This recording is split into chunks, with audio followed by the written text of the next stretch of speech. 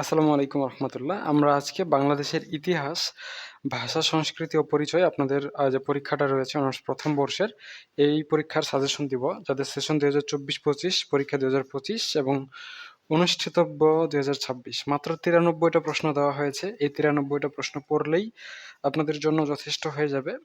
আপনাদেরকে আর এই বিষয়ে চিন্তা করার দরকার হবে না। আর আপনারা চাইলে পিডিএফটাও নিতে পারেন আমাদের কাছে উত্তরসহ। সেক্ষেত্রে এই সাবজেক্টের জন্য ৳১০০ দিতে হবে। অন্যান্য সাবজেক্টগুলোও নিতে পারেন, সেগুলোর জন্য ৳১০০ করে দিতে হবে পার সাবজেক্ট। তো আমি এখানে যে প্রশ্নগুলো আপনাদের দাগিয়ে দিচ্ছি সুন্দর করে, এগুলোই যদি আপনারা গুছিয়ে প্রস্তুতি নেন, সেক্ষেত্রেই আপনাদের জন্য হয়ে যাবে। আপনাদের জন্য আর আলাদা কোনো প্রশ্ন পড়ার দরকার হবে না। আপনারা যদি সুন্দর করে A to Z মাত্র এই ১০০টা প্রশ্ন ভালো করে পড়ে নেন তাহলেই হয়ে যাবে। তবে উত্তরগুলো দিতে হবে সুন্দর করে এবং উত্তরগুলো দিতে হবে প্রাসঙ্গিকভাবে। যদি আপনারা প্রাসঙ্গিক উত্তর না করতে পারেন এবং হাতের লেখা ঠিক না থাকে তাহলে কিন্তু পরীক্ষার খাতায় বেশি নাম্বার পাবেন না। তাই নাম্বার বেশি পাওয়ার জন্য উত্তরগুলো গঠনমূলক এবং প্রাসঙ্গিক তথ্যবহুল হওয়া খুবই জরুরি।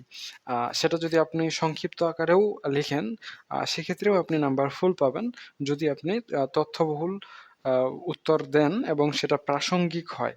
ঠিক আছে? সো এই প্রশ্নগুলো দেখেন ফ্রিতে আপনাদের এই প্রশ্নগুলোই দেওয়া হবে। এগুলো আপনাদের জন্য খুবই কাজে লাগবে বলে আমি আশা করছি। আর আমি কিছু উত্তর আপনাদের দিয়ে দিচ্ছি, যে উত্তরগুলো দেখে আপনারা বুঝতে পারবেন যে প্রশ্নের উত্তর কিভাবে করতে হয় এবং তথ্যবহুল অ্যান্সার কিভাবে দিতে হয়।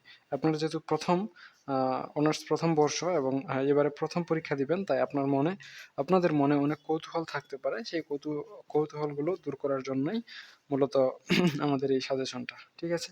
সো প্রশ্ন এখানেই শেষ। মাত্র ৯৩টা প্রশ্ন।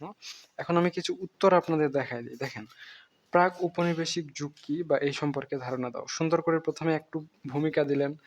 তারপরে প্রাক উপনিবেশিক যুগের যেই ধারাবাহিকতা আছে, ৫ টা দিলেই যথেষ্ট। সবকিছু দেওয়ার দরকার নাই। আর এত কিছু পড়ারও প্রয়োজন নাই। এত কিছু মনে থাকবে না।